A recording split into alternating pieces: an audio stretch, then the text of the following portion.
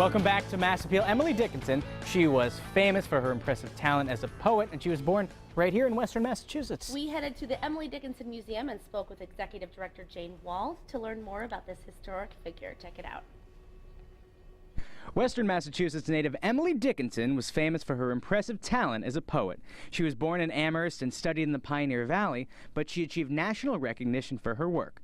She traveled briefly during her lifetime, but she returned to Amherst to live the rest of her life in the same town where she was born. We went to the Emily Dickinson Museum to learn more about this historic figure. Emily Dickinson is arguably one of America's greatest poets. She wrote nearly 1,800 poems during the course of her adult life, most of them small jewels of poems, small gems. Her connection with Western Massachusetts is that she was born in 1830 in Amherst in a house built by her grandfather. Her parents and grandparents had strong connections with Amherst College, which was founded in 1821. Her grandfather was one of its principal backers. Emily Dickinson lived in Amherst all of her life. The Dickinson Homestead, it went through many changes during the 200 years it's been standing here. The most dramatic change was when Emily was 24 years old and her father made extensive renovations to the house to make it into a very high-profile, genteel-looking house.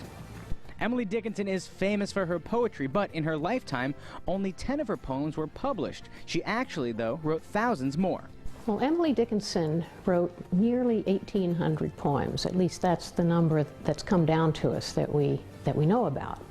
Her poems were unpublished during her lifetime, except for about a dozen poems made it into print while she was still alive, and none really with her permission. She wrote privately. Dickinson wrote manuscripts for herself. At a certain period in her life, she assembled them into small packets, which came to be known as fascicles. Some poems she sent out to friends, so she actually shared, of that 1,800 poems, she shared about 500 with friends of hers. Her work as a poet took place, as far as we know, really on the grounds of the homestead, and much of it in this room, her bedroom. Emily Dickinson lived in the homestead as an adult, writing poetry from the time she was 24 years old until her death in 1886 at the age of 55. So come on down to the Emily Dickinson Museum and learn about this fascinating person who helped women enter the upper echelons of artistic culture, a field that was previously dominated by men.